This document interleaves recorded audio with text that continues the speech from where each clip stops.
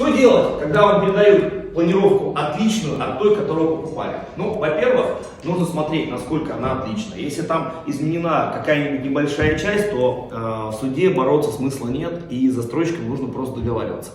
Другой же вопрос, если у вас появляется какая-то опорная колонна, какая-то балка, меняется конфигурация стен, там, перегородок, то есть какое-то реальное изменение, то вы вполне законно через суд можете требовать замены квартиры либо возврата денежных средств, так как это нарушение эксплуатационных характеристик квартиры.